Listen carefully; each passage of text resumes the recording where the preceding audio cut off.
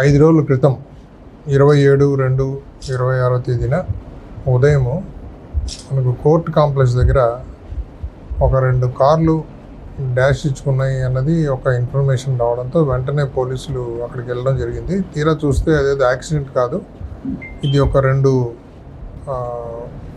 వర్గాల మధ్యన ఆధిపత్య పోరుగా, ప్రధానంగా డబ్బు లావాదేవీల కారణంగా మన భీమవరం పట్టణంలో గత 4-5 సంవత్సరాల క్రితం నుంచి ఒక 2 గ్రూప్స్.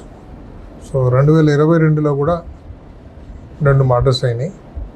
దాంట్లో ఎవరైతే హత్య కాబడ్డారో 2 కేసుల్లోనూ ఆ 2 కేసుల్లోనూ వాళ్ళ తమ్ముళ్ళు మిగిలి ఉన్నారు. అన్నలిద్దరూ అప్పట్లో మర్డర్ అయిపోయారు. దాని తర్వాత తమ్ముళ్ళిద్దరూ ఒకరికొకరు ఎవరు ముందని వాళ్ళు ఇతన్ని ఎలిమినేట్ చేస్తారని ఒక ఊహా ప్రపంచంలో ఉంటూ, సో వీళ్ళందరికీ రౌడీ షీట్స్ ఉన్నాయి. రెగ్యులర్గా ప్రతి ఆదివారం కూడా మనకు 2 టౌన్ పోలీస్ స్టేషన్కి వాళ్ళు వచ్చి రౌడీ షీట్లు ఇక్కడ సంతకాలు పెట్టడము, తర్వాత కౌన్సిలింగ్ అటెండ్ కావడం జరుగుతుంది. ఈ గోవిందరావు అనే అతని మటుకు మనకు గత ఒక 5-6 నెలలుగా అసలు మనకు కనిపించకుండా, అతని లొకేషన్ కూడా తెలియకోకుండా చాలా జాగ్రత్తగా ఎక్కడో ఉంటున్నాడు. అతన్ని మనం సెర్చ్ చేస్తూ ఉన్నాం.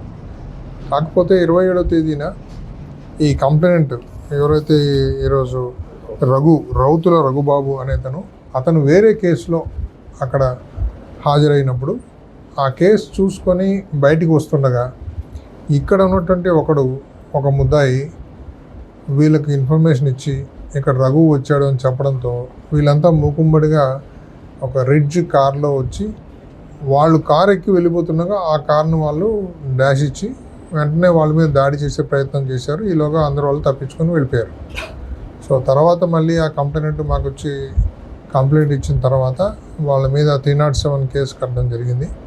దాంట్లో భాగంగా ఎస్పీ గారు ఇష్యూని చాలా సీరియస్గా తీసుకొని ఒక 4 టీంలు ఏర్పాటు చేసి 2 టౌన్ సిఐ గారు, SI Ramarao, SI Mallikarjuna, SI Rehman, ఇంకా టౌన్లో ఉన్నటువంటి రూరల్ సిఐ గారు, అట్లాగే ఆక్వీడ్ సిఐ గారు, ఆక్వీడ్ ఎస్ఐ, రూరల్ ఎస్ఐ, వీళ్ళందరినీ మొత్తం దాంట్లో ఒక టీమ్స్లో భాగంగా ఏర్పాటు చేసి, దాంతోపాటు మాకు టెక్నికల్ దీని పరంగా టవర్ లొకేషన్స్ కూడా మేము కొంత నెట్వర్క్ వాళ్ళందరినీ కూడా మనం వాళ్ళ సాయం తీసుకొని వీళ్ళందరినీ లొకేట్ చేస్తూ ఉండగా నిన్నటి రోజు రాత్రి 2 గంటలకు వీళ్ళంతా మనకు ఊరికి అవుట్స్కట్స్లో గొల్లవానిపాలెం దగ్గర ఉన్నారని ఇన్ఫర్మేషన్ రావడం, 2 టౌన్ సిఐ గారు వెళ్ళి వాళ్ళందరినీ అరెస్ట్ చేయడం జరిగింది.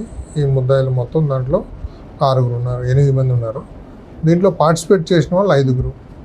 సో ఈ 5 కూడా ఈ కార్లో రావడమే కాకుండా ఇందాక మీరు చూసుంటారు, దాంట్లో కార్లో ఈ కత్తులు, తర్వాత 2 రాడ్లు ఇవి పెట్టుకొని వచ్చారు. ఒకవేళ దొరికితే వాళ్ళందరినీ కూడా ఆ రోజు హతమారుస్తామనేటువంటి ఒక ప్రయత్నంతో వాళ్ళు దాడి చేశారు.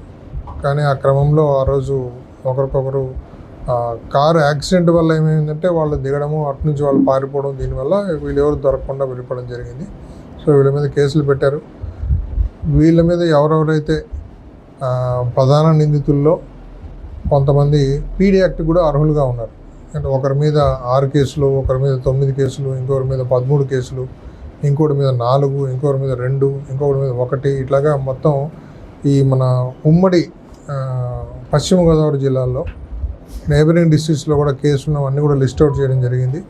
సో వీళ్ళకి ఎవరెవరైతే దాంట్లో అర్హులుగా ఉన్నారో వాళ్ళందరినీ మీద పీడీ యాక్ట్ పెట్టి జిల్లాల నుంచి లేకుండా పంపించే కార్యక్రమానికి కూడా ఎస్పీ గారు ఈ టీమ్స్ని ఎట్లాగే కంటిన్యూ చేస్తూ మళ్ళీ ఉత్తర ఇక్కడ ఎలాంటి దాడులు జరగడం కానీ వాళ్ళు ఒకరికొకరు కొట్టుకోవడం కానీ జరగకుండా ఉండాలనే ఉద్దేశంతో వాళ్ళ మీద మనం ఆర్మ్స్ యాక్ట్ కూడా పెట్టి ఈరోజు రిమాండ్ పంపిస్తున్నాం.